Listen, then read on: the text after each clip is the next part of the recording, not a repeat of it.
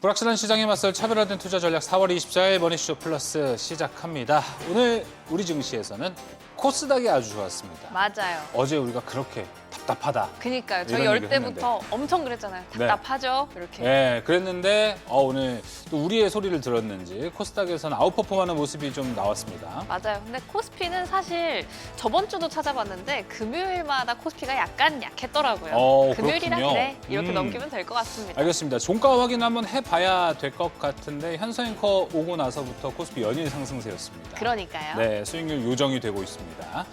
네, 지금 보시고 계신 머니쇼 플러스는 SBS BGF과 유튜브에서 실시간 시청이 가능합니다. 더 많은 국내 주식 정보 받아보실 분은 카카오톡 채널 머니랩을 추가하시길 바랍니다. 네, 국내 증시 마감됐습니다. 마감 상황 저와 함께 확인해 보시죠. 0%인데 파란색 불이 나와 있습니다. 일단은 0%. 움직인 거는 따로 없을 것 같습니다. 6,475포인트. 코스닥이 오늘 많이 올랐습니다. 2.5%나 올라갔어요. 1,203포인트. 자, 근데 코스닥이 이만큼 올라간 것, 우리가 또 10%대 엄청 올라갔던 모습을 보다 보니까 이게 또 약소하다고 느낄 수는 있겠지만 그 안에서 오늘 반가운 종목들의 상승도 있었습니다. 잠시 후에 코스닥에 대한 집중적인 이야기 나눠보도록 하겠습니다. 수급 한번 살펴보도록 하겠습니다. 자, 오늘 수급에서는 코스닥이 올랐다, 외국인이 샀다라고 보시면 될 것 같습니다. 오늘 코스닥에서 외국인은 7,227억 원을 매수했습니다. 지금 조금 더 올라갔네요. 7,293억 원 매수를 했고요. 오늘 코스피에서는 개인들 그리고 기관에서 또 금투에 자금들이 들어오면서 코스피, 외국인은 매도하는 모습 함께 나타났습니다. 자, 오늘 시장 마감됐습니다. 마감 상황 그리고 세 가지 키워드로 한번 살펴보도록 하겠습니다. 오늘 장 첫 번째 키워드입니다. 폭등 엄청나게 올라갔습니다. 뭐가 폭등했을까요? 확인해 보겠습니다. 자, 간밤에 인텔이 어닝 서프라이즈를 기록하고 엄청나게 올라갔습니다. 그리고 시간외에서 아침에 기사를 봤을 때 15% 올라갔다는 얘기 있었는데 제가 오후 1시쯤 확인했을 때는 22%대까지 올라가는 모습이었습니다. 무엇보다 기대하지 않았던 인텔이 어닝 서프라이즈를 기록했기 때문입니다. 모두 추정치를 상회하는 매출과 EPS를 기록했고요. EPS는 29센트입니다. 달러가 아니라는 거 또 확인해 보시면 좋을 것 같습니다. 우리 인텔 CEO가 컨퍼런스 콜에서 이런 얘기를 했습니다. 지금 AI 특수로 CPU도 수요가 많이 올라가고 있다. 기존의 GPU 대비 8대 1이었는데 이게 이제 1대 4까지 올라오고 있고 앞으로는 1대 1도 된다라고 자신감을 내비쳤는데 또 봐야겠죠. 디테일한 이야기도 오늘 나눠보도록 하겠습니다. 자, 인텔 이렇게 살펴봤고요. 두 번째 키워드로 이제 넘어가 보도록 하겠습니다. 오늘 두 번째 키워드는 뭘까요? 동생, 아우, 동생 확인해 보겠습니다. 자, 오늘 코스피 투톱이 가니까 아우가 다 함께 또 달려가는 모습이었습니다. 그 이유는 이제 모두 실적 발표가 나왔고 결국은 KPX에 투자를 얼마나 하는지가 결국 이제 중요해진 거거든요. 삼성전자도 이제 P5가 현재 열심히 지어지고 있고 가동 목표 2028년입니다. 그리고 어제 SK하이닉스도 컨콜에서 이제 앞으로 KPX에 좀 적극적으로 대응하겠다라고 이야기를 했고 또 그 전날이죠. 청주에 이제 19조를 들여서 또 이제 증설에 대한 기대감까지 나타냈습니다. 그러다 보니 오늘 소부장들이 엄청나게 달려갔습니다. 다음 화면 살펴보도록 하겠습니다. 소부장 단에서는 보면 오늘 간만에 올스타트 쪽에서 후공정 종목들이 많이 올라가는 모습이 좀 나타났습니다. 하나마이크론, 네페스 같은 종목도 있었고요. 테스트에 있는 종목들도 올라갔습니다. 그러다 보니 진짜 오랜만에 이제 디자인 하우스도 올라가죠. 최근에 또 유명한 전력 반도체 쪽에서도 반응이 나오고 있고요. 기판 여전히 강한 모습, 테스터 장비들도 올라가는 모습이었습니다. 자, 오늘 관련된 종목들의 흐름은 어땠는지 한번 살펴볼까요? DBI텍. 최근에 나비타스와 관련해서 이쪽 전력 반도체에 대한 시세가 많이 올라가고 있습니다. DBI텍 오늘 10%대, KC도 전력 반도체죠. 16.86% 올라갔습니다. 네페스, SFA 반도체, 후공정 쪽에서도 올라가는 모습, 기판 여전히 강합니다. 16%, 대덕전자도 오늘 올라가는 모습이었습니다. 자, 이어서 세 번째 키워드 가보겠습니다. 오늘의 세 번째 키워드는 뭘까요? 세 번째 키워드는요, 이제. 지금부터입니다. 지금부터 뭐가 달라질까요? 확인해 보겠습니다. 자, 조선 이야기입니다. 얼마 전에도 저희가 이 선박용 엔진이 데이터 센터에 들어간다고 해서 조선주도 이제 AI 데이터 센터, AI 관련주가 된다라는 건데 오늘 또 하나의 키워드가 올라왔습니다. 바로 부유식 데이터 센터인데요. 배를 만들어서 그 위에 데이터 센터를 올려놓고 이제 바다 위, 강 위에 올려놓는다라는 개념입니다. 지금 지상, 땅 위에는 더 이상 지을 곳이 없다라는 거죠. 그러다 보니까 얼마 전에 뭐 이제 데이터 센터가 우주도 간다 이런 얘기를 함께 했습니다. 하지만 우주보다 바다에 띄운다? 우주보다 빠른 게 바다, 부유식일 수도 있겠다. 시세가 빨리 움직일 가능성이 상당히 높습니다. 이쪽 뭐 데이터 센터를 자세하게 보자면 이 안에 렉도 들어가죠. 냉각 장치가 원래 컨테이너에 같이 들어가는데 해상이다 보니까 이 바닷물을 이용해서 냉각 장치를 자체적으로 갈 수 있다라는 이야기도 있다 보니까 냉각 장치와 관련된 종목들도 하락하지는 않을까. 그 부분도 한번 체크해 보시면 좋을 것 같습니다. 자, 오늘 관련된 조선주들 상당히 좋았습니다. 최근에 LNG도 좋고요. 선박 엔진도 좋고요. 조선주들이 다시 한번 전성기를 찾아갈까요? 성광밴드 19%, HD 현대 마린 엔진도 오늘 강한 모습이었습니다. STX 엔진, 하이로코리아, 한화 엔진까지 모두 강한 모습 보여줬습니다. 자, 세 가지 키워드 모두 살펴봤습니다. 실적 발표들도 오늘 좀 많이 나왔었고요. 다음 주가 되면은 더 많은 기업들이 실적을 발표합니다. 여기에 대한 전략 이야기 함께 나눠보도록 하겠습니다. 그리고 조선에 대한 이야기도 오늘 준비가 되어 있습니다. 증시인사이트 지금 시작합니다.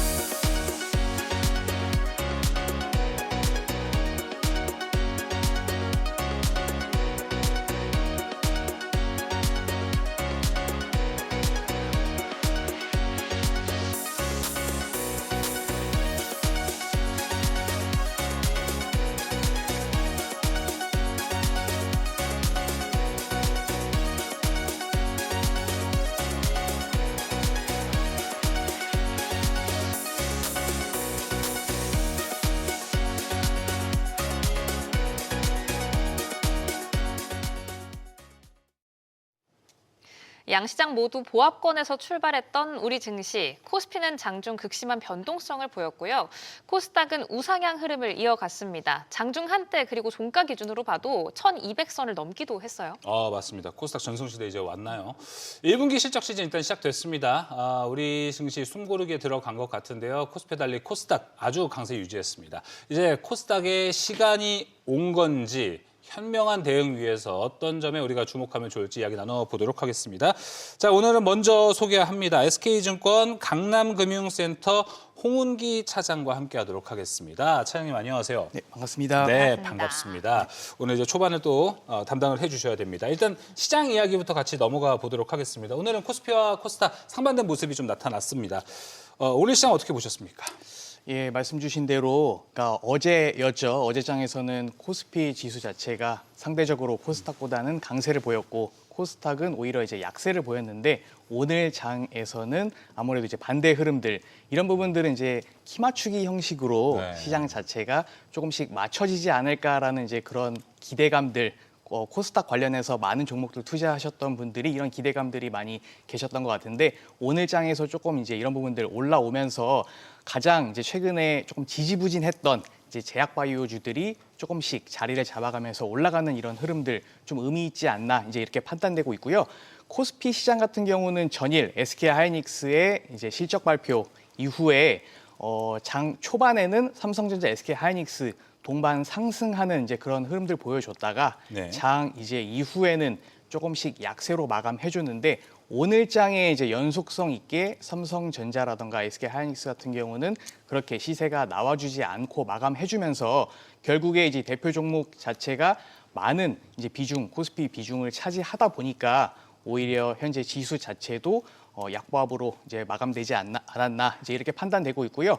그 외 반도체만 보실 게 아니라 뭐 전력 관련된 그렇죠. 전력 3사뿐만 아니라 원전주들 흐름의 이제 상승 흐름의 연속성 어제와 동일하게 이어갔던 흐름들은 앞으로 이런 전력 기기 관련돼서도 조금씩 시세가 더 나와주지 않을까 이렇게 판단되고 있고요. 원전 쪽도 역시나 이제 동일한 흐름들이고 결국에 빅2 기업들이 조금씩 쉬어가다 보니까 오히려 다른 섹터들에서 네. 조금씩 이런 순환적인 흐름들이 나오는 이런 부분들은 결국 지수 자체가 건강하고 탄탄하게 올라갈 수 있는 그런 매개다라고 저는 판단되고 있어서 오히려 이런 빅2가 쉬어가는 흐름들이 그렇죠. 오히려 단기 이제 악재라고 판단하시기보다는 조금 더 상승할 수 있는 그런 트리거다 이렇게 보시는 게 맞지 않을까 그렇게 판단되고 있습니다. 네, 언급을 여러 가지 모든 부분을 종합적으로 설명을 해주셨는데 좀 이따 이야기도 나눌 테지만 코스닥 한 번만 짚고 갈게요. 오늘 1200선 돌파가 나왔고 일봉 차트 추세만 봐도 앞으로 좀 쭉 가주지 않을까라는 기대감이 커지고 있는데 오늘은 또 외국인의 선택을 받았단 말이죠. 수급 관련해서는 어떻게 보셨는지도 궁금해요. 예, 말씀 주신 대로 전 고점이 이제 1,215포인트 가량인데 이제 맞아요. 오늘장 이제 1,200 포인트 정도로 이제 마감해줬고 이런 부분들은 전 고점 돌파에 대한 그런 이제 노크가 현재 나오고 있기 때문에 코스피 시장에서 이미 이제 나와줬던 전 고점 돌파가 코스닥 시장에서도 당연히 나와줘야 된다라는 이제 시장에 대한 기대감들 결국에 다양한 섹터들의 실적들이 지속적으로 상향되고 있고 관련된 낙수 효과가 코스닥에서도 당연히 이뤄질 수밖에 없는 부분들이기 때문에 결국에 이런 이제 코스닥에 대한 흐름들 긍정적으로 판단되고 있고 그에 따라서 외국인도 사실 이런 기회에 대해서 놓치지 않았다. 이제 저는 그렇게 판단되고 있어서 금일 시장 오히려 이제 코스피보다는 코스닥 쪽에서 조금 더 수급이 들어온 부분들 굉장히 의미 있고 긍정적인 그런 해석으로 판단될 수 있을 것 같습니다. 예, 알겠습니다. 시장 이야기 나눠봤습니다. 이제 본격적으로 저희가 준비한 주제 하나씩 꺼내보도록 하겠습니다. 그 첫 번째 주제입니다. 자, 인텔이 깜짝 실적을 발표했습니다. 앞서 브리핑 때도 말씀드렸다시피 EPS, 매출액 모두 기대를 상회하는 아주 멋진 수치를 보여줬습니다. 자, 오늘 그래서 그 영향으로 오늘 국내 반도체 기업들도 좀 올라가는 모습이었습니다. 근데 앞서 이제 차장님께서 말씀해 주셨던 것처럼 오늘 반도체 투톱은 좀 쉬어갔단 말이죠. 그러다 보니 뭐 여전히 좀 매수의 기회로 삼아야 되는 건지 조금 더 하락을 기다려야 되는 건지 이 포인트가 궁금한데 사실 시장이 좀 좋아지고 있다 보니까 이 옛날같이 한 4, 5%에 10%에 가까운 그 조정세보다는 지금이 진짜 조정 같아요. 빅2 기준으로 네. 말씀을 드리자면은 저는 현 시점에서도 충분히 진입할 수 있는 가격대지 않나 이제 그렇게 판단되고 있고요. 오히려 이제 이런 전쟁과 같은 매크로 이슈 이전에 또 지속적으로 매출, 실적에 대한 상향 부분이 나왔었던 부분들인데 오히려 3월 장이 이제 종료가 되고 4월 장까지도 마감이 되면서 이제 국내에 있는 이제 다양한 기관들뿐만 아니라 증권사 특히 이제 최근에 외국계 증권사 골드만삭스라던가 네. JP모건 쪽에서도 지속적으로 SK하이닉스라던가 삼성전자에 대해서 실적을 상향하고 있는 부분들 결국에 낸드라던가 디램 쪽에 대한 쇼티지라던가 가격 상승에 대한 부분들은 다 공감하고 있는 부분들이고 오히려 이게 가시화되고 있다라는 점에서 네. 계속적으로 목표 주가가 상승하고 있는 부분들인데 오히려 2월장에서는 이런 가격대의 흐름이 조금은 부담스럽지 않나 이제 이렇게 많이들 시장에서 시장 참여자분들께서 판단을 해주시고 네. 평가를 해주셨는데 이런 실적들이 계속 올라가고 우상향됨에 따라서 목표 주가도 똑같이 같이 상향돼야 되는 게 맞다라고 판단되는 그런 입장에서는 오히려 지금 시점에서는 매수해도 괜찮을 것 같다라고 판단되고 있습니다. 네. 네, 저 하이닉스 증권가 목표치가 계속 올라가고 있어서 이 부분 한번 질문을 드려보고 또 올라갔어요, 싶었는데 오늘. 아니 234만 원까지 불러요. 이게 점점 올라가는데 좀 웃긴 건 이걸 따라가고 있단 말이죠. 도장 깨기 하듯이. 어떻게 보세요? 234만 원이라는 수치. 190만 원이 최근에 이제 가장 높은 수치였다가 이제 노무라 증권에서 이제 200만 원, 232만 원대로 상향한 흐름들 이제 보여줬는데요. 결국에 실적이 계속 앞으로 더 증가할 것이다라는 부분들이 시장에서 당연히 이제 형성이 되면서 이제 그렇게 목표 주가를 상향해서 올렸다 이제 그렇게 판단될 수 있을 것 같고 결국에 너무나도 그러니까 누구나도 시장 참여자들이 다 알고 있는 그런 상황 속에서. 네. 심리적인 부분이 저는 1차적으로 중요하다라고 판단되고 있어요. 대다수의 시장 참여자들이 나는 공감한다. 170만 원, 190만 원, 230만 원에 대해서 충분히 공감한다라는 그런 공감대가 많이 형성되면 될수록 그에 따른 주가에 대한 상방은 더 맞아요. 의미 있게 증명될 수 있다라고 판단되고 있는데 오히려 반대로 나는 그렇게 생각하지 않는다라는 그런 투자 심리가 더 많이 지배적이다라고 하면은 사실 목표 주가에 도달되기가 상당히 쉽지 않다라고 판단되기 때문에 현 시점에서의 이런 밸류적인 부분들은 너무나도 다 공감하고 있는데 다만 이게 싸냐 안 싸냐 결국 이게 목표 주가로 귀결되느냐에 대한 부분들은 투자하는 투자자들의 심리에 조금 더 이제는 기인해서 맞춰가야 되는 게 아닌가 그렇게 판단되고 있습니다. 사장님 보셨어요. 심리가 물론 중요하겠죠. 근데 PER 보면 여전히 싼 건 맞잖아요. 맞습니다. 그 PER만 보고 접근해도 돼요? 그냥 어떻게 하세요? 너무 단순한 그런 네. 물론 네. 심리도 중요하죠. 근데 네. 진짜 단순하게 정말 절대적으로 PER만 보면은 목표가 올라간다? 이거는 스트롱 바이가 맞는 건데 센티적인 측면이 더 많이 작용하는 것 같아요, 지금은. 맞습니다. 이게 사실 이런 반도체 관련된 특히 SK하이닉스라든가 삼성전자 같은 경우는 PER로 밸류를 측정하자라고 네. 시장에서 공감대가 형성됐던 게 사실 이제 작년 말부터 형성이 됐었었고 반도체는 대표적으로 사이클 산업이다라는 부분들이 많이들 공감했었기 때문에 PBR 기준으로 많이 그런 밸류를 산정했었는데 오히려 최근 들어서 사이클 자체가 더 장기화될 것이고 오히려 이런 사이클 자체가 다른 섹터들과 견주했을 때 오히려 PBR보다는 PER로 이제 맞춰서 그런 밸류를 산정해야 되는 게 아닌가라는 그런 시장에 대한 결국에 네. 시장 참여자들의 그런 판단들이 많이 우세해지면서 결국 앵커님께서 말씀 주셨던 현재 시점 역시나 저는 너무나 저렴하기 그렇죠. 때문에 네, 중요하죠. PER로 봐서도 괜찮은 진 가격대다. PBR로는 당연히 더욱더 괜찮은 가격대다. 이렇게 정리해 볼 수 있을 것 같습니다. 네, 많은 분들이 가장 궁금해하는 포인트가 이거기 때문에 한번 여쭤봤고 조금 더 이제 추가적으로 가보면 오늘 반도체는 사실 소부장에서 올라갔다라고 해도 과언은 아니잖아요. 특히나 오사트 쪽에서 많이 올라갔잖아요. 이게 인텔 어닝 서프랑 연관이 있다고 보시나요? 예, 저는 충분히 연관 있다라고 네. 판단되고 있고 물론 인텔의 실적이 좋고 관련돼서 국내 소부장도 직접적인 그런 관계 회사가 있느냐라고 했을 때 사실 조금은 설득력이 떨어질 수 있을 것 같아요. 다만 이제 이런 부분들은 결국에 CPU에 특화된 이런 인텔 쪽이 최근 들어서 HBM 그리고 이제 범용 DRAM 그리고 이제 네. 뭐 낸드 쪽 이런 쪽으로 나아갔다가 결국에는 학습에서 추론으로 넘어가고 AI 에이전트 쪽으로 이제 나아감에 따라서 네. CPU도 결국 중요하다라는 부분들이 인텔의 실적에서 증명이 되면서 결국 국내 이제 소부장주에 대해서 오사트 기업들의 그리고 테스트 기업들 그리고 기판주들까지도 금일 크게 이제 상승했던 흐름들 나와줬는데 결국 이런 어떻게 보면 심리적인 부분 낙수 효과가 이루어졌다 이제 네. 그렇게 판단되고 있습니다. 알겠습니다. 지금 채팅창 유튜브 보면요, 아무래도 이 홍은기 차장님 얘기를 하는 것 같아요. 솔로로 너무 잘하신다. 이런 이야기가 지금 나오고 있습니다. 혼자 지금 일당배구를 해주셨거든요. 아, 네. 왜 이야기를 했냐면요. 지금 이제 합류했습니다. 네. 신한투자증권 황유현 PB팀장 지금 합류했습니다. 팀장님 오랜만에 뵙습니다. 네, 안녕하십니까. 너무 뵙고 예. 싶었어요. 네. 많이 바쁘시죠? 예. 네, 그렇습니다. 숨은 안 차신가요? 네, 괜찮습니다. 근데 자연스럽게 저 이제 나오는 그림이 아니고 이렇게 아. 다 전국에 공표되는 예. 그런 거죠. 그렇군요. 네, 알겠습니다. 그렇습니다. 저희가 남은 얼마나 시간 열심히 애타게 해보겠습니다. 기다렸다고요. 네, 네. 합류한 황유현 PB팀장 함께하겠습니다. 네. 두 분도 인사 나누시고요. 네.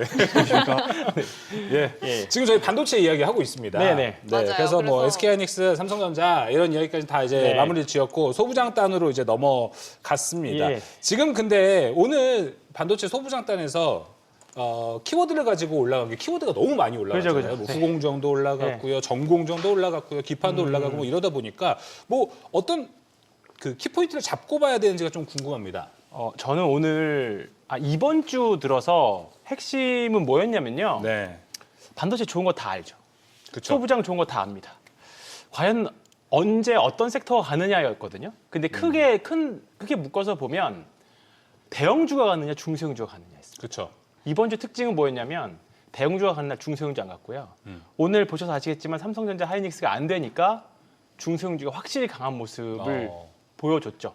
외국인들도 대형주 판 부분들은 좀 있지만 확실히 지금 대형주와 중소형주 쏠림, 그다음에 섹터 안에서의 순환매, 그다음에 섹터 안에서도 종목별 뭐 그 안에서의 순환매가 굉장히 강한 양상이에요. 쏠림도 굉장히 심하고. 네. 그렇기 때문에 요거 잘 해야 되는 그 이제 매매 비중이나 종목들의 섹터 선택을 잘 해야 되는데 일단은 오늘 전자와 닉스가 쉬었기 때문에 소부장이 전체적으로 강했다. 일단 그게 첫 번째 키워드라고 생각을 하고 있고요.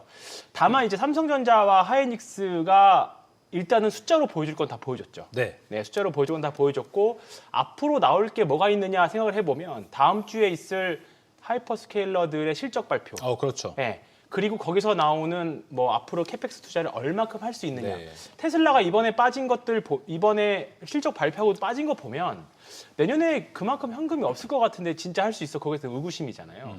이제 앞으로 나올 빅테크들도 하이퍼스케일러들도 얼마큼 투자를 할 수 있냐인 것 같거든요. 네. 근데 이제 우리나라 반도체 기업들과 미국의 하이퍼스케일러들은 조금 다르죠. 그 미국의 하이퍼스케일러 M7들 비슷해서 빅테크들은 우리나라 반도체가 없으면 안 되죠. 네. 네, 우리나라는 뭐가 됐든 공급을 해야 되는 위치에 네. 있어서 삼성전자, 하이닉스는 어쨌든 저는 수혜를 받을 수 있을 거라고 봅니다. 그래서 전자를 일단은 반도체 섹터를 코어로 보시고 그 다음에 소부장단 이렇게 꾸려가시면 저는 일단은 이번 여름장은 그래도 괜찮지 않을까 생각합니다. 알겠습니다. 아직 좀 숨이 차신 것 같아요. 네. 그러네요. 이 정도 가지고 물 한 잔 드시고, 예, 조금 네. 더 여유 있게 가보도록 네. 하겠습니다. 소부장은 이제 확실히 저희가 좀 키포인트 잡아야 될 것 같은데 앞서 이야기 잘 해주셨어요. 다음 주부터 이제 하이퍼스케일러 실적 발표하고 네. 어떤 KPX를 할 건지가 중요한데 홍은기 차장님, 전 궁금한 게 일단 지금 미국에서는 하이퍼스케일러들이 증설하겠다라고 하면은 또 돈 쓰네 하고 주식을 떨굴 때가 있어요. 그럼 우리나라도 피해를 받아서 반도체 관련주들이 떨어진단 말이죠. 그래서 투자하겠다라는 게 소부장 관련주들한테는 호재가 맞나요, 이게? 호재가 맞을 것 같습니다. 네, 우선은 그렇게 정리를 해볼 수 있을 것 같고 최근에 뭐 테라펩 같은 이슈를 한번 예로 들자면은 결국에 펩을 건설하고 안에 들어가서 이제 세팅을 해야 되는 부분들이 당연히 필요한데 가장 대표적으로 장비가 이제 입고가 돼야겠죠. 뭐 그 전에 이제 쿨링룸 세팅도 해야 되고 결국에 이런 모든 것들이 이제 국내에 있는 반도체 소부장주들 당연히 이제 필요할 것이고 그쵸. 뭐 일본 쪽에서 당연히 강세를 많이 보이고 있는데 국내에 있는 이런 기술력들 가진 그런 반도체 소부장들 상당히 많이 있습니다. 그렇기 때문에 이런 빅테크 기업들이 투자를 한다라고 했을 때 현재 투자는 당연히 들어갈 수밖에 없는 부분들이다라고 판단되고 있고 인프라 구축이 가장 중요한데 우선 인프라부터 제대로 잘 구축이 되어야만 네. 앞으로 어떤 이제 비즈니스 AI 관련돼서 비즈니스가 많이 남아 있는데 이런 부분들 같이 나아간다라고 했을 때 이런 투자들은 당연히 선행될 수밖에 없지만 다만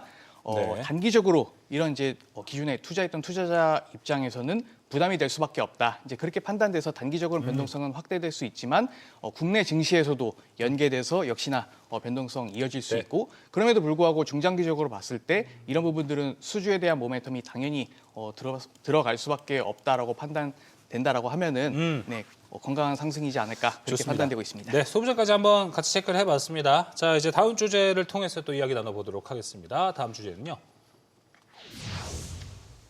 실적으로 무게중심, 전쟁보다 강한 드라이브. 저희 방송에서도 항상 이야기 드렸습니다. 지정학적 리스크도 있지만 네. 펀더멘탈로 가는 시장, 이제 실적이 중요하다라고 이야기했습니다. 오늘 우리금융지주, 하나금융지주, 현대로템, 현대제철, 삼성카드, 기아, 현대모비스 등 많은 기업들이 1분기 실적 발표를 좀 했습니다. 다음 주면은 더 대단하더라고요. ISC도 하고 하나오션도 하고요. LG이노텍 그리고 많은 기대가 있는 삼성 SDS, 삼성 SDI, 네. 그다음에 이제 에코프로비엠까지 오늘의 이제 다음 주 실적 발표를 기다리고 있습니다. 마방하죠. 자, 그렇습니다. 홍옥기 차장님, 일단은 오늘 기아도 실적 발표했습니다. 어제 현대차도 실적 발표를 했잖아요. 아쉽게도 어닝 미스가 좀 연속으로 나오고 있습니다. 이쪽 분위기가 좀 안 좋아지고 있는 건가요, 이게? 이게 어제 이제 현대차 2시께 이제 발표가 나왔고 네. 오늘도 이제 기아 제가 이제 스튜디오 오면서 이제 실적 발표가 나왔는데 사실 이제 본업에 대한 부분들 자동차 판매량이 과연 어떤 식으로 전개가 될지에 대해서는 시장에서는 어느 정도 다 공감은 하셨을 것 같아요. 특히 이제 미국 쪽에 대한 판매량이 조금은 부진할 것이다라는 부분들 플러스 고관세에 따라서 이런 관세에 대한 비용들이 추가적으로 더 증대될 것이다. 이런 부분들은 결국 영업이익 하락으로 이어질 수 있고 주가 하락에 어느 정도 이제 기인할 수 있다라는 점에서 투자자분들께서도 어느 정도 공감대는 형성됐다라고 저는 이제 판단되고 있는데 우선 이런 본업에 대한 앞으로에 대한 전망으로 최근에 투자자분들이 투자를 하시지는 않으셨다라고 저는 판단되고 있어요. 네. 1월에 이제 있었던 CES 2026을 통해서 현대라던가 이제 기아 쪽에서는 보스턴 다이나믹스의 아틀라스에 대한 부분들 그쵸. 이제 이런 부분들이 사실 더 강력한 모멘텀을 받고 나서 주가 자체가 우선 현대차부터 크게 이제 상승을 했고 상대적으로 기아는 조금 그 상승 탄력이 떨어진 건 맞는데 네. 오히려 이번 현대차의 실적과 기아차의 실적, 그러니까 본업 실적만 가지고 주가가 왜 지지부진하지라고 판단하기에는 조금은 신빙성이 떨어지지 않을까. 오히려 최근에 가장 크게 올랐던 부분들은 로봇 관련된 부분과 SDV 관련돼서 자율주행 쪽에 대한 모멘텀으로 올랐던 부분들이기 때문에 컨퍼런스 콜이라던가 앞으로에 대한 학회, 이제 이런 부분에 있어서 로봇 관련된 부분들 그리고 이제 자율주행 관련된 부분에서 어떤 재료가 더 묻어나올 것인지 이런 부분에 사실 더 집중을 해서 주가 자체에 대해서 반응을 살펴보는 게 더 중요하지 않을까 이렇게 판단되고 있어서 실적 자체는 사실 말씀 주신 대로 어닝 네. 미스는 나왔지만 이런 부분들은 시장에서 어느 정도 다 알고 계셨던 부분들이고 앞으로에 대한 신사업에 대한 전망과 보스턴 다이나믹스에 대한 상장 부분들 이런 부분에 조금 더 집중하는 게 맞지 않을까 그렇게 판단되고 있습니다. 결국에는 실적 발표와 관련해서 컨콜 내용으로도 증명을 해줘야 되는 건 로봇 쪽 모멘텀인 그러니까요. 것 같은데 사실 삼성전자, 하이닉스, 현대차, 대형주가 다 같이 뛸 때는 언제고 되게 오래 쉬고 있거든요, 현대차가. 로봇 관련 어떤 확실한 언급을 줘야 주가가 빵 하고 오를 수 있는 걸까요? 좀 유추를 하고 생각을 해본다면요. 최근에 이제 테슬라 같은 경우는 현대차나 이제 기아차에 대한 그룹 쪽에 동일한 이제 피어로 조금 맞아야 되지 않겠느냐. 오히려 이제 PER 대비해서도 사실 뭐 100배 가까운 차이가 나기 때문에 오히려 이런 부분들이 조금만 더 묻어난다라고 하면은 주가 자체도 조금은 더 상방이 열려 있지 않겠냐. 이제 이렇게 시장에서는 기대를 하고 있는데 결국 테슬라에서 지금 현재 지지부진하게 이어지고 있는 그런 이제 부분들, 로봇 관련된 부분들이 어느 정도 이제 해소가 된다라고 했을 때 전 세계적으로 로봇 쪽에 대해서는 기술력이 한층 더 나아갈 수 있다. 이런 부분들이 사실 1차적인 조금 해소가 네. 필요하다라고 판단되고 있고요. 네. 그렇다고 해서 옵티머스가 오히려 기술력이 뒤처지느냐? 저는 그렇게 절대 판단하고 있지 않습니다. 오히려 다른 쪽에 대해서는 기술력 자체가 조금 더 높이 평가되고 있기 때문에 이런 기술력이 조금 더 시장에서 어필이 되고 실제 상용화가 조금 더 앞당겨질 수 있다는 부분들 사실 2028년도에 약 3만 대 정도의 상용화 양산을 시작하겠다라는 부분들이 시장에서 언급되고 있는데 오히려 이 시기들을 조금씩 더 앞당기고 더 빨리 상용화될 수 있다는 부분들이 더 시장에서 부각된다라고 하면은 오히려 로봇 관련된 모멘텀이 조금 더 탈 수 있지 않을까 이제 그렇게 판단되고 있습니다. 네, 그럼 현대차 관련 한번 마무리 질문 드려볼게요. 황희연 팀장님, 현대차 관련해서 로봇이 제일 먼저 생각나는 건 맞지만 글로벌적으로 쓰이는 로봇을 생각해보자라고 하면 여전히 우리나라가 좀 뒤처져 있는 건 맞습니다. 중국 쪽의 유니트리라던가 네, 그렇죠. 테슬라의 옵티머스라던가 현대차 관련해서는 로봇 파운드리에 대한 확실한 가능성이 보여야 되지 않나라는 생각도 드는데 이 부분은 어떻게 생각하세요? 이제 그 부분이 이제 내러티브적인 요인이죠. 사실 로봇이 지금 잘 안 될 수밖에 없는 시즌이기도 해요. 지금 사실 실적 시즌이잖아요. 네. 그러면 지금 시장에서 있는 섹터나 테마들 중에서 실적으로 가져다 붙였을 때 가장 약한 게 로봇이나 바이오나 성장 쪽이죠. 네, 성장 쪽이겠죠. 더군다나 지금 올라가는 섹터들 보면 실적도 실적이지만 네. 숫자도 다 내러티브적인 요인은 마찬가지지만 실적을 다 받쳐주는 섹터들이거든요. 같이 가야 되는 그렇죠. 거군요. 지금은 단순하게 지금 바이오 섹터 뒤에 얘기하겠지만 단순하게 뭐 학회에서 뭐가 잘 됐다. 뭐 어떤 내러티브적인 요인, 모멘텀 요인 하나 가지고는 지금 약해요. 실적과 모멘텀을 다 그렇죠. 같이 있어야 되거든요. 그러니까 이제 이 두 가지를 다 갖춰 있는 섹터들이 워낙에 많은데 굳이 두 개 중에 하나만 가지고 있는 섹터를 우리가 해야 돼라는 생각이 좀 판단이 드는 거죠. 결국은 1월 달, 2월 달에 현대차부터 로봇이 올라왔던 거는 어떻게 보면 실적 공백기였고 연초에 이런 모멘텀들이 불어서 그런 건데 맞아요. 1월 달, 2월 달에는 기존의 현대차를 가치 투자로 접근했던 펀드들이 굉장히 매도하기 좋은 타이밍이었다라고 봅니다. 근데 다행히 주가는 많이 내려왔고요. 이제 다음에 로봇 섹터의 테마가 언제쯤 불까? 사실 이거를 언젠가 오기는 하겠지만 어떻게 보면 정해진 미래잖아요. 네. 다가올 미래는 맞아요. 근데 언제 올까인데 그러기에는 이미 지금 선두권 치고 가고 있는 주도 섹터들이 너무 강력하죠.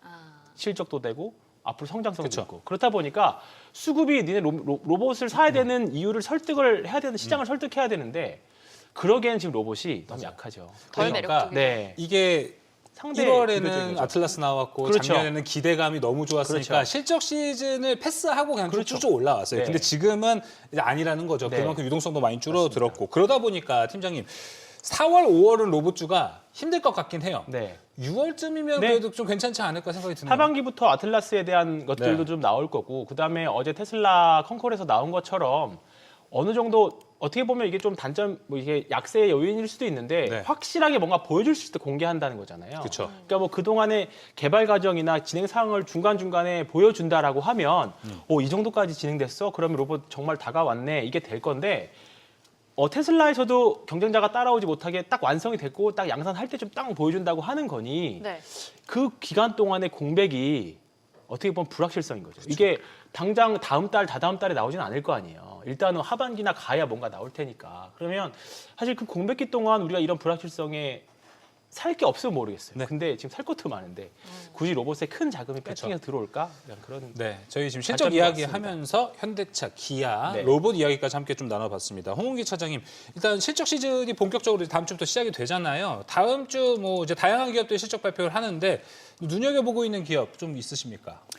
삼성 SDI를 2차 전지. 아무래도 이제 이번 주에 강력한 이제 시세가 나와줬는데 물론 이제 전반적인 2차 전지가 다 강력하진 않았습니다. 네. 뭐 에코프로라던가 에코프로 BM 같은 경우는 상대적으로 뭐 LNF라던가 그리고 이제 삼성 SDI가 강력하게 시세가 나와줬기 때문에 후발주자로 이제 LG 에너지 솔루션도 같이 조금씩 따라가는 흐름들 보여줬는데 결국에 금일장도 살짝 이제 전일장 대비해서 조금 이제 기술적으로 지지해주면서 반등도 시도하면서 이제 장 마감해줬던 흐름들인데요.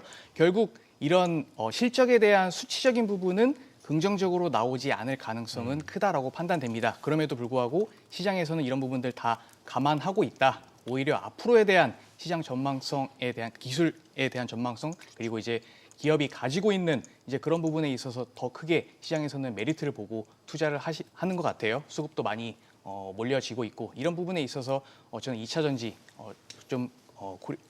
유의 깊게 보고 있습니다. 좋습니다. 네. 그럼 이제 한번 다음 주제로 넘어가 볼까요? 네. 저희 조방원도 한번 봐야 되거든요. 세 번째 주제로는 바로 한번 열어보도록 하겠습니다. 이제 다릅니다. 뭐가 이제 다르냐? 앞서 브리핑 보신 분들은 다 아실 겁니다. 팀장님 처음 들으시죠? 이제 다릅니다. 조방원이 데이터 센터를 붙여가서 살짝 네. 다르잖아요.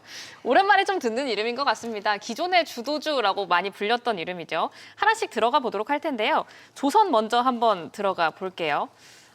일단 먼저 홍은기 차장님. HD 현대의 마린 엔진, 다른 대장주보다는 약간 더디더니 오늘 가장 강하게 올라갔습니다. 분석하는 말들 좀 보면 HD 밸류체인이라 그렇다 이런 이야기도 나오고 있거든요. 정말 그게 맞으면 앞으로 이 분야에서의 시장의 방향성은 HD 그룹주가 쭉 가져가게 될까요? 여기가 제일 강한가요? 강할 수 있는 모멘텀이 있지 않을까 저는 이제 그렇게 판단되고 있고요. 우선은 이제 해당 내용들을 말씀드리기에 앞서서 예상하지도 못했던 그런 뭔가 이제 선박 엔진으로 데이터 센터에 대한 전력을 수급한다라는 부분들이 시장에서는 사실 깜짝 놀랬던 것 같아요. 오히려 이제 선박에서 쓰이는 엔진, 물론 이제 바르질라 관련돼서 과거에 기존에는 사용했던 부분들이다라는 부분들도 이제 시장에서 언급은 되긴 했지만 그만큼 전력 이슈가 크게 대두되고 있다. 결국에 이제 선박 엔진까지도 이제 사용되고 있다라는 부분들이 이제 나와주고 있고 네. 각각 가지고 있는 기업의 그런 이제 그 엔진에 대한 성향에 따라서 다를 것 같습니다. 최근에 이제 대두되고 있는 게 2행정 엔진인지 4행정 엔진인지에 따라서 오히려 그런 정밀도에 대해서 조금은 더 부각받는 부분들인데 HD그룹 같은 경우는 사실 다양한 밸류가 현재 형성되어 있고 최근에 HD 현대중공업 같은 경우는 관련해서 유상증자 이슈 이제 이런 부분들도 있었었고 HJ 관련돼서 군산 그런 이제 그 관련된 조선소를 매각함과 동시에 미국 쪽에서 이제 조선 쪽에 대해서 조금 더 활동 영역을 넓히겠다라는 부분들 이런 부분들은 결국에 앞으로 상승할 수 있는 모멘텀이 이제 있다라고 판단되고 있고 엔진 관련 사업부인 힘센 엔진 쪽이 사실 시장에서 가장 큰 관심을 받고 있고 관련된 수주라던가 매출 캐파가 이제 기존에서도 많이 크게 두각을 받는 부분들이기 때문에 네. 오히려 HD 관련된 그런 주들 자체가 대장으로서 기존에도 그렇게 현재 이어지고 있었는데 이번 데이터 센터 관련돼서도 사실 따라갈 수 있다. 저는 이제 그렇게 판단되고 있어서 그렇다고 해서 다른 쪽에 대한 업종들은 안 좋은 게 아니냐? 사실 예. 그렇게 생각하지 않습니다. 다른 종목들도 충분히 네, 괜찮고 관련된 비즈니스 다 영위하고 있기 때문에 전체적인 조선주에 대한 훈풍이 다시 한번 볼 수 있는 그런 매개가 되었다. 이제 그렇게 네. 판단될 수 있을 것 좋아요. 같습니다. 이게 오늘 부유식 데이터 센터라는 게 또 키워드 떠오르면서 조선주들도 같이 올려준 거잖아요. 근데 이런 생각이 한번 들어요. 데이터 센터로 막 우주 간다 이런 얘기를 했었잖아요. 근데 우주보다는 바다가 훨씬 쉽고 빠르지 않을까요? 시세 빨리 나올 것 같아요.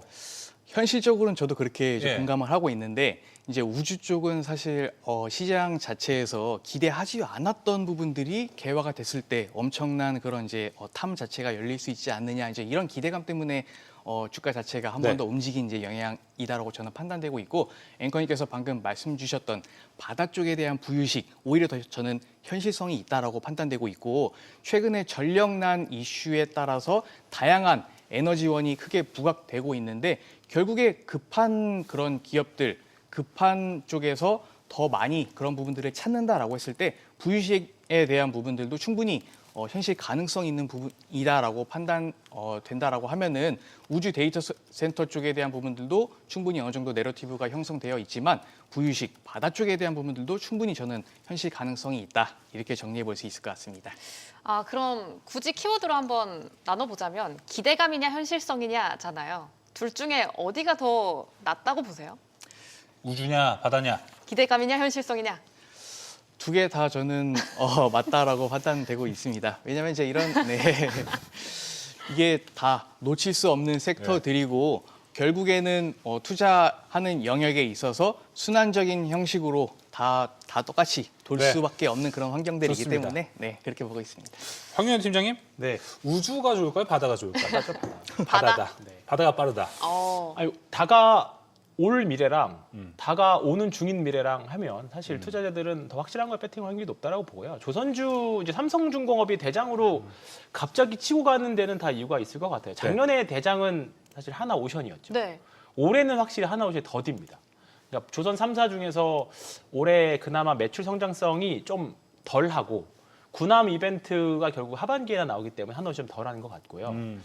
지금 삼성중공업은 없던 밸류가 생긴 거잖아요. 네. 네, 갑자기 멀티플이 확장해 줄 수 있는 거고 거기다가 작년에 AI 묻으면 다 넘어간다 약간 그런 느낌인데 지금 조선주가 그게 사실 뭐 멀티플이 붙은 거기 때문에 이 부분에 대한 게 사실 그리고 허구맹랑한 게 아니라 당장 삼성중공업이 제일 잘하고 있는 FLNG에다가 거기다 데이터 센터를 씌운 거고 거기다가 좀 가면 뭐 북극 항로라든가 LNG 투자 이런 부분들까지 다 가지고 있기 때문에 지금 삼성중공업이랑 최근에 그걸로 이제 부각받고 있는 엔진 사업, 엔진 업체들 보면 지금 조선주도 하나의 주력 섹터로 6개월 쉬었거든요. 작년 10월 말에 한미 정상회담 이후로 6개월 동안 주가가 전쟁에도 불구하고 빠지지 않고 계속 쉬었어요. 제가 간혹 말씀드리는 건데 주가가 고점 부근에서 고점대에서 빠지지 않고 횡보하는 게 강한 주식이다라고 말씀을 드렸던 것 같은데 그게 6개월 동안 어떻게 보면 에너지를 모은 건데 트리거가 나타나기 시작한 거죠. 그렇죠.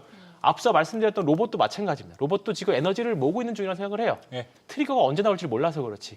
그러니까 지금 조선주는 에너지를 모으고 그다음 횡보하는 동안 수급들이 모여 있다가 이제 트리거 나오니까 이제 좀 뭔가 다시 시세를 내는 분출하는 구간인데 이게 사실 실적도 받쳐지고 있죠. 조선주들은 올해 내내 좋습니다. 그렇기 때문에 조선 섹터들은 지금은 도 늦지 않았다 생각합니다. 뭐 조금은 조정의 양상이 가능성이 있어요. 너무 빠르게 올라왔기 때문에 이제 그럴 때 잘 모아가시면 좋지 않을까. 오히려 모아가는 게 더 네네. 좋은. 네. 그러면은 대형주 얘기했으니까 기자재도 한번 여쭤보고 네. 싶은데 그렇죠. 기자재 안에서 보면 오늘 성광밴드가 되게 강했어요. 그리고 성광밴드랑 같이 뭐 태광 같은 피팅 네. 밸브 이런 쪽이 되게 강했단 말이죠. 이게 근데 생각해 보면 원전 쪽 모멘텀도 있는 것 같고 네. 여기저기 엮여 있는 기자재를 먼저 보는 게 맞는 전략인가요? 1번은 엔진입니다. 엔진. 엔진 보셔야 되는 게 맞을 것 같고요. 엔진은 지금 내년까지 계속 공급 부족입니다. 전 세계적으로. 그리고 엔진은 다른 조선 업체와 다르게 엔진 회사들이 선사한테 영업을 할 수 있는 유일한 기자재입니다. 예. 네, 그렇기 때문에 작년에 보면 현대마린 엔진 같은 경우에는 중국에서도 수주가 나왔었어요. 그쵸. 작년이었나 재작년 말경에. 그래서 이제 중국 배를 만들 때도 우리 한국 엔진을 써야 되는 가장 중요한 부품들이기 때문에 지금 거기다가 데이터 센터 육상 발전 이슈까지 같이 겹친 거잖아요. 그렇게 되면 지금 현대마린 엔진, 한화 엔진이 보여주는 것들도 지금 시세가 이해되는 부분들인 거죠. 그러니까 지금까지는 말 그대로 그냥 배의 선박 엔진 실적이랑 멀티플로 올라왔습니다. 네. 근데 이제는 데이터 센터 멀티플로 가는 그러니까요. 거죠. 네. 근데 그 멀티플을 더 받으려면은 도쿠스 지금도 꽉 차 있을 텐데. 네, 그렇죠. 이 만약에 부유식 이제 네. 데이터 센터를 만들면 더 많은 도크가 필요하잖아요. 그렇죠. 그렇다면 조선사들은 증설을 할까요? 지금 현대중공업이 아마 한 군데 더 열려고 하고 있는 것 같고요. 그래요? 네. 그리고 조금 현대중공업 필리핀에 있는 조선소들 같은 경우에도 작은 배 같은 경우에도 만들려고 하고 있고 계속적으로 하고 있죠. 그 다음에 하나오션 같은 경우에는 필리 조선소에서 또 일부 또 만들고 있고. 그러니까 지금은 전 세계적으로 어떻게 보면 호르무즈 해협이 이렇게 장기화된다라고 하면 결국은 배 교체 수요나 그 선박 교체 수요가 더 많이 나올 겁니다. 더군다나 친환경 선박 중장기 모멘텀은 친환경 선박으로의 교체 수요가 또 있기 때문에 네. 조선주들은 지금 딱 6개월이 정말 좋은 어떻게 보면 지나고 보니까 매수 기회이긴 했습니다만 지금 없으신 분들은 사실 지금도 꽤 많은 여력이 있지 않을까 자, 생각이 듭니다. 그러면 사실 조선주들이 증설을 하면 악재가 될 가능성이 있다라는 네. 이야기도 있잖아요. 그럼 지금은 그건 안 맞는 말이에요? 네, 그 지금은 전혀 맞지 않다고 생각합니다. 오히려 증설은 네. 추가 상승 모멘텀으로 볼 수 있다. 충분히 있고 전 세계적으로 지금 배를 만들 수 있는 나라가 한국이랑 지금 중국밖에 없어요. 네, 미국은 제조업을 부활시키려면 사실 시간이 좀 많이 걸릴 거고요. 중국은 뭐 다들 아시겠지만 미국으로 입항하기도 어려운 배이기 때문에 일본은 지금 배를 만들 수 없는 상황이고 그렇게 보면 전 세계에서 뭐 북극해 항로 그 LNG 투자라든가 북극 항로라든가 이런 부분들 최근에 이제 카타르 쪽 수주가 조금 지연된 이번에 전쟁 때문에 지연되는 부분들이 있긴 합니다만 그런 모멘텀까지 다시 돌아온다라고 하면 네. 기존의 수주 모멘텀, 실적 그리고 데이터 센터 이슈까지 하면 소위 말해서 내러티브와 야, 넘버스를 다 가져가는 그렇군요. 섹터가 조선 섹터인 거죠. 그럼 조선 자연스럽게 받고 방산 한번 넘어가 볼까요? 좋아요. 오늘 빅4 안에서 한국항공우주만 약간 쉬었습니다. 5% 정도 빠지는 흐름을 보였는데 현대로템은 실적 발표, 1분기 매출, 영업이익 10% 증가, 역대 최대의 실적 발표를 했는데도 지금은 약보합권에서 움직이고 네. 있네요. 빅4 안에서 근데 보면 안 가던 현대로템도 가고 순환매가 도나 싶은 시기에 빅4 중에 하나 실적이 나왔어요. 여기서의 흐름은 좀 어떻게 읽어봐야 하는지 질문드리겠습니다. 황유현 팀장님, 네. 방산 안에서의 흐름은 어떻게 진단하고 계세요? 방사는 미사일 위주로 보시는 게 맞을 것 같습니다. 미사일 위주? 네. 그러니까 지금 올해 결국은 전쟁 때문에 결국 쓴 거는 미사일 많이 썼잖아요. 네. 네. 미사일 많이 썼고 이번에 LIG 디펜스 앤 에어로스페이스 이 회사명이 바뀌어가지고 맞죠? 디펜스. 맞아요. 네. 네. 네. 이번에 백지 공시가 나왔습니다만 이제 특정 국가로 이제 어느 정도 추측이 되는데 결국은 다 미사일들을 다 비워냈잖아요. 사실 그렇죠. 결국은 어느 국가에선가 수주가 나왔던 거고 네. 앞으로 수주가 계속 나올 겁니다. 그리고 조금 더 발전한다면 드론 같은 것들, 하나 시스템이나 하나 에어로스페이스. 그러니까 한국항공우주 같은 경우에는 전투기 쪽이잖아요, 사실은. 네. 근데 전투기는 이번에 사실 많이 쓰이지 않았고 그리고 올해 수주 모멘텀도 상대적으로 좀 열 위에 있다 보니까 리포트도 좀 안 좋게 나와서 그러니까 섹터가 좋은데 그 안에서 종목 선택을 잘해야 된다는 부분들이 이런 부분들인 것 같아요. 그러니까 지금 방산 섹터, 방산 ETF 보면 굉장히 좋은데 그 안에 한국항공우주가 오늘 혼자서 뚝 떨어져 버렸잖아요. 맞아요. 네. 이렇게 되면 투자자들은 이거 팔아가지고 더 그냥 좋은 섹터로 모을 수밖에 없습니다. 그렇기 때문에 지금 되는 섹터에다가 안 되는 종목들에다가 물타기를 할 게 아니라 되는 섹터에다가 수급을 더 실어줘야 되는 시기거든요. 그래서 지금 올해 역시나 자주포라던가 그다음에 미사일, 드론 이런 섹터들은 여전히 저는 가능성이 있다라고 봐요. 왜냐하면 이번에 어쨌든 중동 전쟁이 마무리가 되면 당분간 뭐 또 지정학적 리스크는 없기는 하겠습니다만 이제 각 나라들마다 생각들이 다 달라질 거예요. 언제 어떻게 지정학적 리스크가 우리나라에 터질지도 모르겠다. 네. 일단은 방어해 놔야 될 것 같다.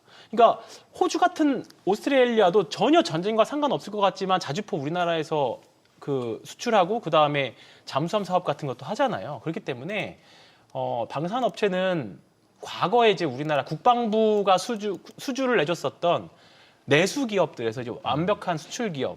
그러니까 우리 삼성전자가 반도체 수출하는 거나 사실 뭐 방산 기업이 해외에다가 무기 수출하는 거 똑같은 멀티플 그 이상을 받을 수 있는 거죠. 좋아요. 네, 그렇기 때문에 지금 지정학적 리스크가 거의 마무리 국면인데도 방산주가 안 빠진다는 거는 다 이유가 있는 거겠죠. 네. 그럼 원전으로 한번 마무리하고 넘어가겠습니다. 홍은기 차장님, 원전이 어제 저희가 다루기도 했었거든요. 두해빌이 야금야금 올라서 신고가를 계속 새로 쓰고 있어요. 오늘도 신고가 자리에서 움직였는데 이 전의 흐름과 약간 달랐던 건 BHI가 가서 못 간다는 억울한 상황은 이제 안 오는 건가? 라는 생각이 좀 들거든요. 이제 아우가 좀 쉬고 형이 쭉 가면서 원전 쪽 분위기 바꿔줄 때라고 보세요. 충분히 저는 그렇게 공감하고 있고 오히려 그 건설주로 사실 조금 더 속해 있었던 뭐 현대건설이라던가 이제 이런 쪽들이 사실 2월, 3월 장에 더 크게 올랐었던 부분들 왜 오히려 이런 장에서 두산 에너빌리티는 가지 않을까? 전쟁에 대한 그런 부분들 각 자국 내에서 조금 이제 원전 그 자립도를 더 증대해야 된다라고 해서 신재생 에너지도 이제 크게 부각을 받았었고 다만 이제 원전 쪽도 충분히 이제 그런 부분들 받아서 대표적인 원전 대표주인 두산 에너빌리티가 당연히 가야 됨에도 불구하고 현대건설이라던가 이제 뭐 좀 재건 쪽으로도 이제 그런 분위기가 묻으면서 상대적으로 더 많이 간 흐름들인데 오히려 이제는 조금 이제 순환이 돌면서 두산 에너빌리티 쪽으로 가야 되는 게 맞지 않나 저는 이제 그렇게 판단되고 있고요. 당연히 모든 이제 그 팀 코리아에서 빠질 수 없는 그런 기업이고 관련된 원전 관련된 그런 이제 기자재를 직접적으로 납품하고 있는 이제 그런 회사이기 때문에 저는 충분히 SMR뿐만 아니라 대형 원전 쪽에 대해서 강점이 있다라고 판단되고 있고 앞서서도 말씀드렸습니다. AI 데이터 센터라든가 이런 전력난에 있어서 가스 터빈 쪽도 최근에 계속 이슈가 되고 있는데 그쵸. 예, 가장 이제 강자죠. 뭐 대표적인 세계적인 뭐 기업이 이제 GE 버너바라든가 일본의 이제 미쓰비시 중공업 같은 경우는 이미 그 리드타임 자체가 5년 정도 가량의 가득 찬 수주 잔고가 있기 때문에 빠르게 납기가 가능하고 어느 정도 안정성은 보장이 되면서 기술력도 충분히 이제 전 세계적으로 검증받은 두산 에너빌리티의 가스터빈 쪽도 충분히 저는 이런 AI 데이터 센터 전력난에 있어서 메리트가 있는 기업이다라는 이제 이런 판단 하에 오히려 이런 부분들 같이 모멘텀 받는다라고 하면은 앞으로 상방은 조금 더 열려 있다 그렇게 판단되고 있습니다. 네, 원전도 이제 갈 때가 됐죠. 원전 말고도 갈 때가 됐는데 오늘 가준 곳이 있습니다. 네 번째 그렇죠. 열어볼게요. 코스닥. 반가운 상승이긴 합니다. 어제 답답했던 거 치고 오늘 좀 시원하게 올라줬으면 했는데 약간 아쉬운 상승이긴 해요. 이유가 뭘까 생각해보면 바이오입니다. 바이오 쪽이 좀 가져야 확실한 상승이 나오지 않을까 싶은데 황현 팀장님, 바이오 상승 나왔어요 오늘. 근데 이걸 보면서 든 생각은 속아볼까? 아니면 그냥 가나? 라는 생각이 들었거든요. 뭐가 있어서 올라간 겁니까? 아니면 그냥 수급이 분산이 된 겁니까? 서두에 말씀드렸던 것과 좀 이어서 말씀드리면 결국은 대형주들이 쉬니까 수급이 수혜를 많이 삼성전자와 하이닉스에 갈 수급의 성수를 나머지 종목들이 스프레드. 은혜를 네. 받았습니다. 은혜를 은혜를 받은 그런 상황인데 바이오 섹터들은 일단은 바닥 확인은 하고 있는 것 같습니다. 하고 있는 중이에요. 네, 하고 있는 중이라고 봅니다. 야, 한 달 전에도 바닥 확인 막 이런 네. 얘기 했었거든요, 사실. 지금은 근데 바이오를 사기에는 그러니까 뭐 어느 정도 떨어지면 반등 줄 수 있는 정도는 되는데 과연 여기다 비중을 실어야 되는가에 대해서는 그거죠. 물음표인 거죠. 네, 그러니까 이 정도면 더 밀릴 것 같진 않아는 확인을 된 것 같은데 왜냐하면 이제 어쨌든 바이오가 과거처럼 기대감으로 올라가지 않습니다. 학회에서 또는 어떤 임상 데이터를 발표한다고 해서 그러면 그게 도대체 언제 돈이 되는데 당장 돈 되는 것 같고 맞아요. 약간 이런 느낌인 것 같아요. 결국은 큰 형님들이 네. 라이센스 아웃을 해줘야 돼요. 그래야 분위기가 바뀔 거라고 봅니다. 그러니까 네. 원래 이 저점에서 뭐 이렇게 네. 부담 없는 가격에서 모아갈 수 있는 그렇죠. 섹터가 따로 있는데 이 네. 제약바이오가 거기에 들어갑니까? 완전 저점에 담아갈 완전 종목별로 대응을 하시는 게 맞을 것 같아요. 뭐 오늘도 삼성 보면 바이오로직스나 셀트리온 같은 경우는 유효할 그렇죠. 것 같아요. 네. 근데 그 종목을 정말 장기로 정말 강성주주로 하시는 분 외에는 제 주변에는 이거 모아가겠다라고 하시는 분은 사실 그쵸. 많이 없어요. 결국은 알테오젠이나 리가켐이나 올릭스나 뭐 보로노이나 이런 결국은 기술 이전했던 경험이 있는 바이오들이 그런 대상이 될 건데요. 이제 그런 종목들이 올해 1월 달, 2월 달에 나온 이후로 사실 지금 아무런 게 없잖아요. 결국은 분위기를 좀 돌리려면 큰 누군가 어떤 한 기업이 라이센스 아웃을 해줘야 돼요. 그래야 맞아요. 이제 바이오도 돈이 좀 들어오는구나, 실제로 돈이 버는구나라는 게 좀 확인이 돼야 될 것 같습니다. 완전히 망쳐진 분위기를 네. 네. 누군가 반전시켜야 됩니다. 그러니까요. 네, 일정적인 대형- 모멘텀도 있는데. 네, 대형 뭔가 일정은 있고 그다음에 대형 에러가 나와야죠. 확실한 중요할 소식. 것 같아요. 맞아요. 그럼 바이오는 대형 소식을 기대해 보면 화장품 쪽은 또 실적을 기대합니다. 근데 실적 말고도 기다리는 게 5월 1일에 저희도 쉬잖아요. 차장님, 5월 1일에 저희가 쉬는데 일본도 골든위크라서 쉬고 중국도 노동절이라서 쉽니다. 야. 사람들 많이 놀러 올 것 같거든요. 여기에다가 실적도 바닥 찍고 올라오고 있어요. 근데 오늘 분위기 타줬습니다. 화장품 어느 정도 기간 잡고 봐야 돼요? 화장품은 이미 작년에 뭐 개별적인 그런 화장품 관련된 종목들로 선별적으로 투자를 이제 많이 하셨던 것 같아요. 대표적인 이제 기업이죠. APR 관련해서는 화장품 대표주로서 최근에 조금 이제 분위기가 전환되면서 주가 자체도 이제 그렇게 상승했던 흐름들이고, 오히려 최근 들어서 앵커님께서 말씀 주셨던 그런 모멘텀이라던가 수출에 대한 부분들, 이런 부분들이 지속적으로 증가하고 있는데, 관련해서 뭐 달바 글로벌이라던가 코스맥스 같은 이런 종목들이 사실 급등 이제 하는 흐름들 그렇게 보여주고 있고, 결국에 중국 혹은 이제 일본 쪽에 대한 수출에 대한 직접적인 호재, 그리고 주변국들뿐만 아니라 미국이라던가 유럽 쪽에 대한 수출 호재들이 지속적으로 나와주고 있기 때문에 실적 자체도 덩달아서 나와준다, 이제 그렇게 판단되고 있고요.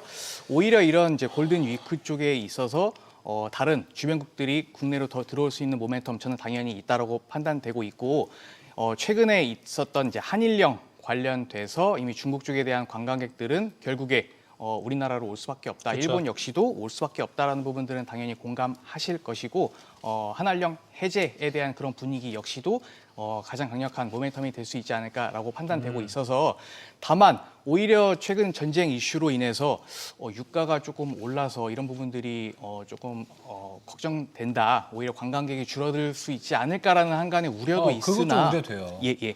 다만 오히려 이제 위안화 대비해서 이제 원 달러 같은 경우는 중국인 입장에서는 메리트 있는 그런 구간들이기 때문에 오히려 항공료는 조금은 부담은 될 수 있으나, 국내에 와서 그쵸. 다양하게 구매할 수 있는 화장품이라던가 이런 이제 소비재들에 대해서 가격적인 메리트를 더 느낄 수 있다라고 판단되고 있어서, 오히려 그런 부분들은 그쵸. 더 큰 방문객의 그런 이제 증대를 더 기대해 볼 수 있을 것 같아서, 맞아요. 파급 효과로 인해서 이제 최근에 이런 그 호텔 네. 관련된 그런 이제 종목들도 1차적인 수혜가 될 수 있을 것 같고, 화장품 관련된 주들은 당연히 수혜가 그쵸. 될 수 있다, 그렇게 정리해 볼 수 있을 것 같습니다. 맞아요. 우리도 어디 여행 갈 때 이제 그 환율이 조금 여유로운 나라는 사실 비행값이 비싸도 갈 만한 가치가 그쵸. 있잖아요. 맞아요. 아마 중국에서도 우리나라를 지금 봤을 때는 그런 메리트가 있어서 또 와서 소비를 할 수도 있지 않을까 좀 생각이 듭니다. 자, 오늘 이렇게 이야기 나눠봤습니다. 황유현 PB팀장, 홍은기 차장과 함께 했습니다. 오늘 말씀 고맙습니다. 감사합니다.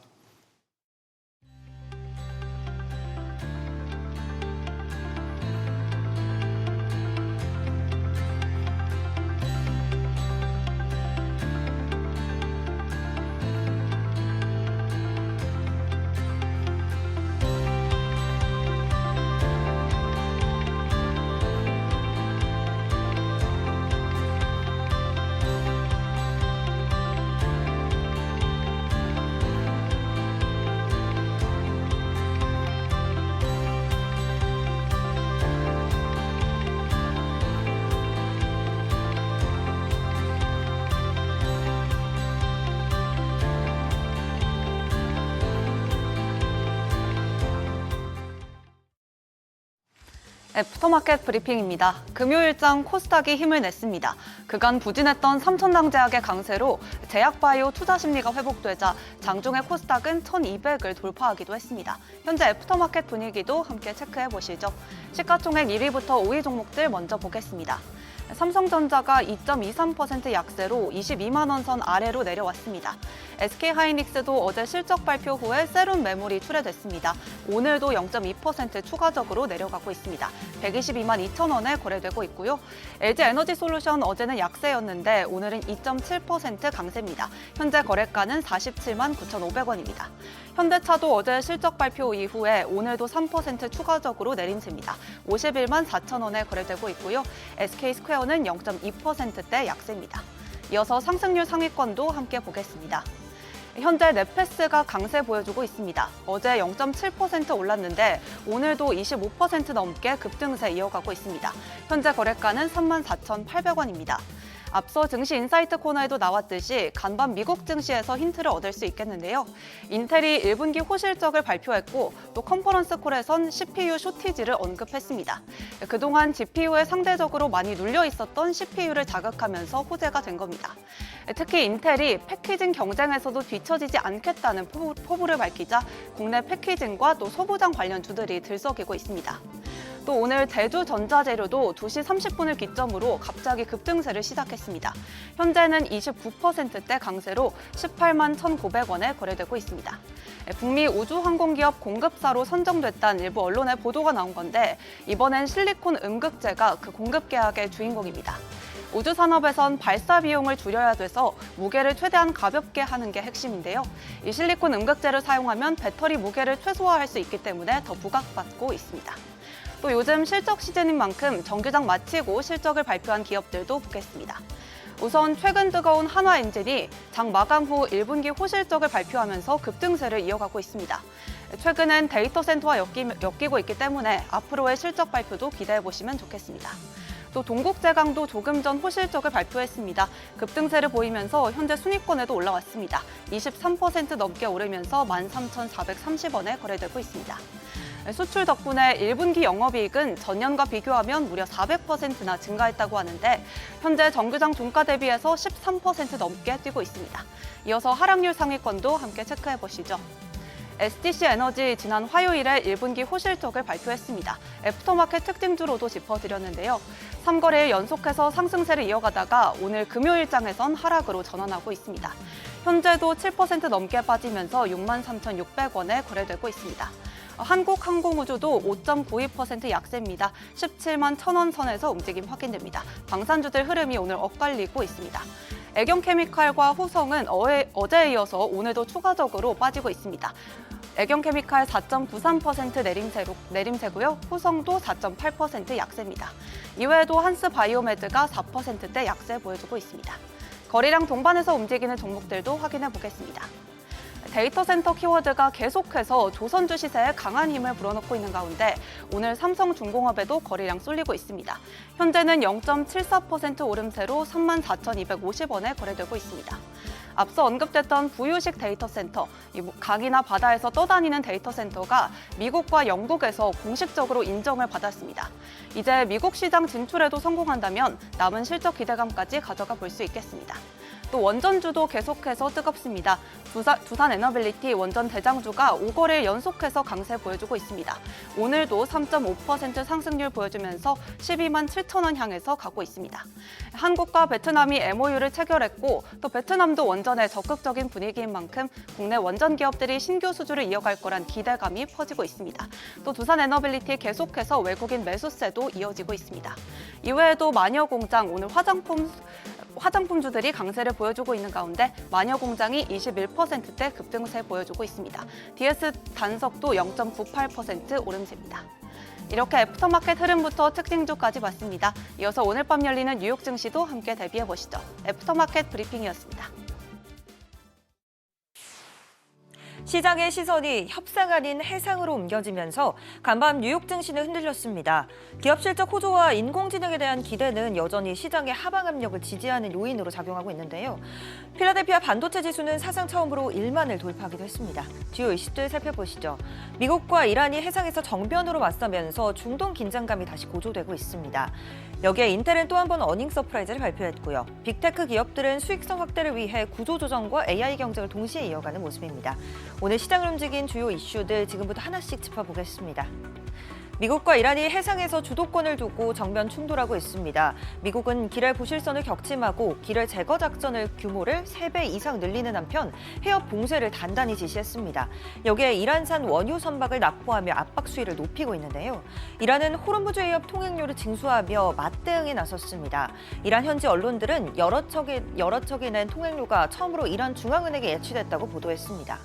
이런 가운데 트럼프 대통령은 서두르지 않고 더 좋은 합의를 원한다며 압박 속의 협상 전략을 이어가고 있습니다. 이스라엘과 레바논 간 휴전은 3주 더 연장됐습니다. 트럼프 대통령은 SNS를 통해 The United States is going to work with Lebanon to help it protect itself from Hezbollah.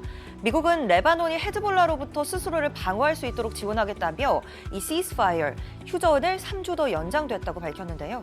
다만 휴전 연장에도 불구하고 중동 긴장이 완전히 완화됐다고 보기에는 어렵습니다.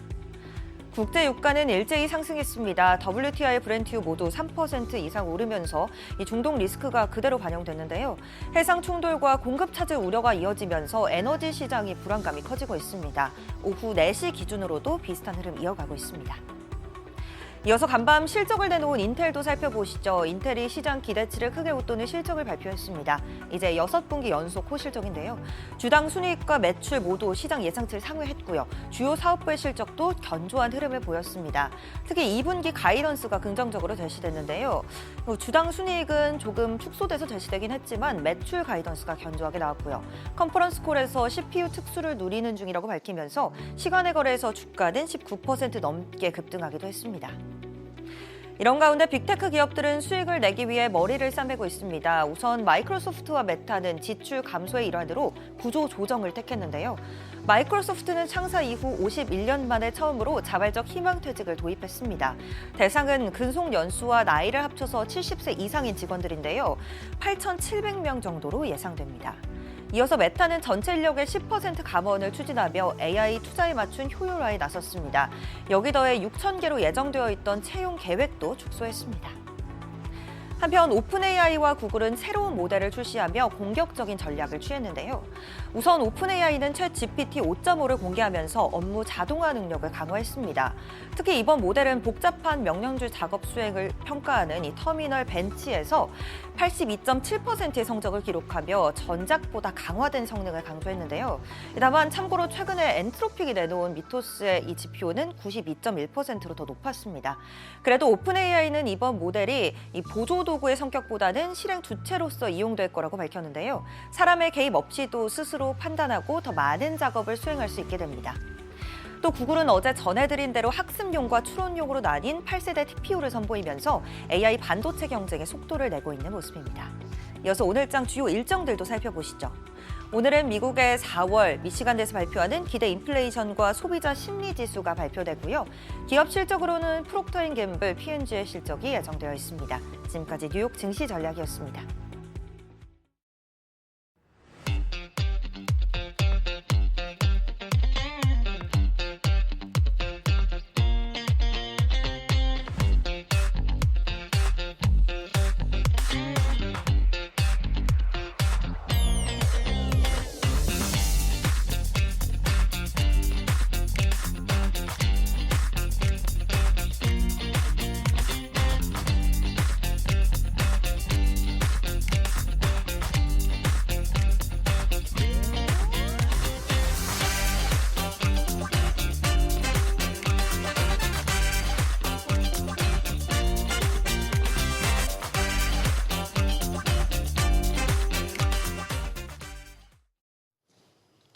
간밤 뉴욕 증시 3대 지수는 하락 마감했습니다. 관련 영상 먼저 보고 오시죠.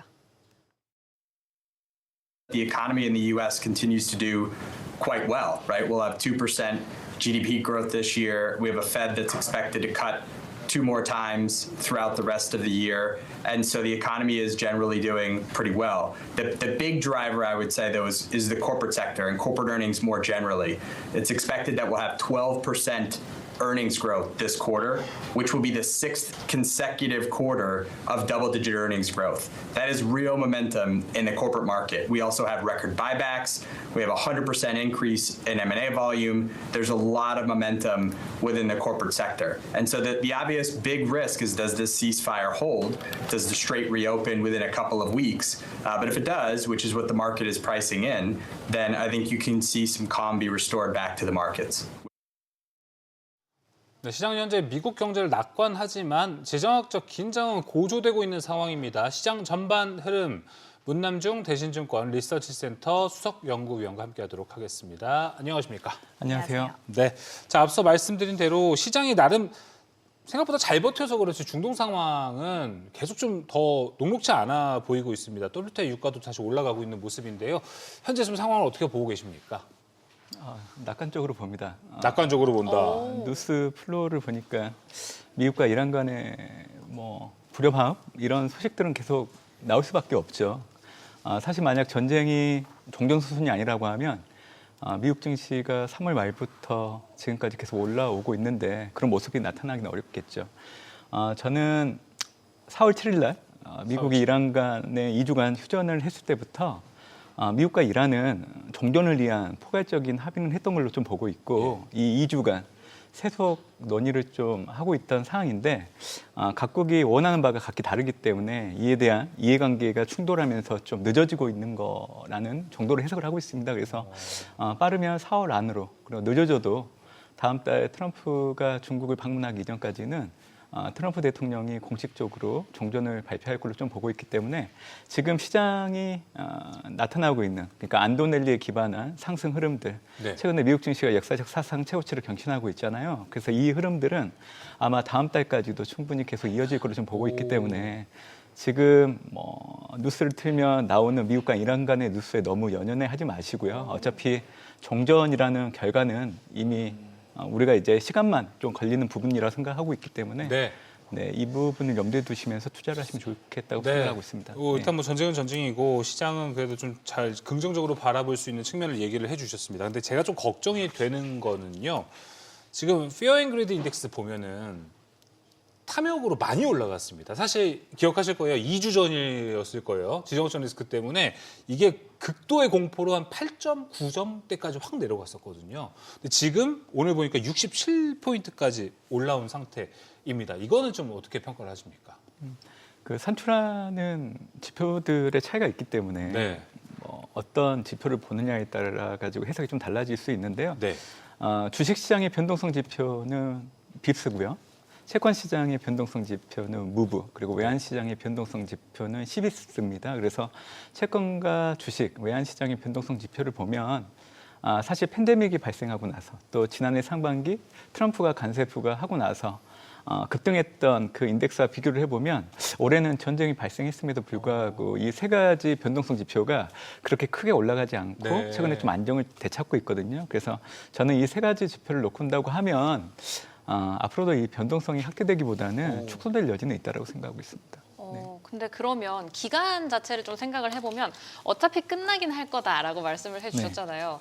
트럼프 대통령은 계속 좀 낙관적인 이야기를 SNS에 올리곤 있지만 마음은 좀 급할 것 같은 게 5월 1일까지는 의회의 눈치를 좀 봐야 됩니다. 이건 어떻게 해결해 나갈 거라고 생각하세요, 트럼프 대통령이? 그래서 트럼프 대통령이 빨리 전쟁을 끝내고 싶어하는 거죠. 전쟁 권한법이 1973년도 제정이 됐고, 그러니까 의회 승인 없이 대통령 직권으로 이제 전쟁을 일으킬 수 있는 그 권한을 얘기하는 건데 5월 1일까지입니다. 그래서 이 기간을 연장하려고 하면 대통령이 또 서명 승인하면 돼요. 근데 이 연장의 조건이 있어요. 이거는 전쟁을 지속시키기 위해서 연장하는 건 아니고 전쟁 이후 인력들이 다시 돌아올 수 있도록 재정비할 수 있는 그 기간을 염두에 두고 연장을 할 수 있는 건데 아마 5월 1일이 끝나게 된다라고 하면 그동안 공화당 의원들이 반대를 안 했거든요. 근데 이제 돌아서는 그런 의원들이 좀 생길 걸로 좀 보고 있기 때문에 그래서 이제 트럼프 대통령 입장에서는 사실 5월 1일까지 가는 것도 아니었어요. 원래는 원래 이제 미국이 잠정적으로 지시한 건 4월 9일이었는데 그게 이제 연장돼 가지고 지금까지 왔긴 했지만 지금의 문제점은 미국이 아닙니다. 이란 내 갈등들이 확인되고 있잖아요. 온건파 그리고 이제 강경파 이렇게 나눠서 얘기하긴 하는데 사실 온건파에 해당되는 이란 의장이 사실 대표단에서 이렇게 물러났죠. 그래서 지금 이란의 상황을 놓고 본다고 하면 미국 입장에서 어떤 공통된 의견을 가지고 합의를 할 만한 그런 중심축이 없다 보니까 지금 협상이 안 되고 있는 거예요. 그래서 제가 보기에는 지금의 유예 기간은 결국 미국의 문제가 아니라 이란 내부 갈등이 어느 정도 완화돼서 공동의 목소리를 내야 이제 미국과 이제 합의가 가능하기 때문에 그거를 좀 기다리고 있는 것 같아요. 그래서 저는 앞서서 얘기해 드렸지만 4월 안으로 좀 종전이 선될 여지가 있다라고 생각을 하고 있고 이게 이제 길어진다고 하더라도 트럼프 대통령의 중국 방문 전까지는 이루어질 걸로 좀 보고 있기 때문에 그래서 지금 증시가 역사적 사상 최고치를 경신하고 있다라고 보시면 될 것 같습니다. 아주 빠르면 혹시나 항상 주말에 어떤 일이 발생하잖아요. 맞아요. 그래서 이제 내일부터 이제 주말이 시작되는데 네. 이번 주말도 혹시 어떤 이야기가 오고 갈 가능성도 좀 있다고 보십니까? 트럼프 대통령은 항상 이 주말을 기점으로 갑작스럽게 어떤 얘기들을 하잖아요. 맞아요. 시장이 안 열릴 때. 네. 그래서 뭐 이번 주말에도 뭐 빠르면 종전이 공식적으로 이루어졌다라고 얘기할 수도 있는데 어차피 지금은 미국의 문제가 아니라 이란 내부의 맞아요. 문제이기 때문에 일단 지켜는 봐야 될 것 같습니다. 한 가지만 더. 네. 이란을 조금 미국 입장에서는 이란을 좀 구워 삼는다고 해야 되나요? 이란을 좀 더 이제 협상적으로 끌어들이려고 한다면 어떤 좀 카드를 좀 내밀 수 있을까요? 왜냐하면 이제 온건파가 없다 보니 강경파로만 온다면은 미국은 원래 뭐 그랜드 바겐이다 뭐 이렇게 좀 크게 나갔었는데 좀 타협을 볼까요? 일단 트럼프 대통령이 그런 얘기를 했죠. 지금 이란의 온건파는 겉으로는 온건파인데 또 생각보다 그렇게 온건파이지도 않다. 자기들끼리 좀 짜고 치는 거일 수도 있다. 네, 이런 그런 얘기를 있었어요. 하거든요. 그래서 사실 이제 미국과 이란 각국을 놓고 온다고 하면 종전을 해야 되는 명분은 분명히 필요합니다. 사실 만약에 이거에 대한 큰 합의가 없었다라고 하면 협상 자체를 시작하지는 않았겠죠. 그래서 지금은 우리가 좀 지켜봐야 되고 인내를 해야 되는 그 시점이긴 하지만 조만간은 좋은 소식들이 들려오지 않을까 생각하고 있습니다. 네. 네, 일단 시장의 관심은 이런 지정학적 리스크에 모여 있긴 하지만 저희가 놓치면 안 되는 게 다음 주에 또 FOMC가 있습니다. 얼마 전에 케빈 워시 청문회가 있었죠. 예. 이 청문회 조금 늦은 감이 없지 않아 있지만 어떻게 들으셨는지도 궁금하고요. 일단 거기부터 해결해 볼까요? 어떻게 들으셨나요? 케빈 워시 상원은행위원회 발언 이후에 좀 매파적으로 보더라고요. 근데 저는 정치적인 의도도 있을 여지가 있다고 생각을 해요. 왜냐하면 어차피 지금 상원은행위원회 표결을 통해서 통과를 해야 되는 입장이기 때문에 전적으로 트럼프 대통령의 금리 인하에 대해서 옹호하는 태도를 보인다라고 하면 네. 이거 통과되기 어렵거든요. 그래서 저는 정치적인 수수를 염두에 두고 일단은 케빈 워시가 민주당과 공화당 의원들을 본인의 이제 인준에 유도하기 위해서 약간은 매파적인 성격을 좀 보였다라고 봅니다. 일단 케빈 워시는 이념적인 매파가 아니에요.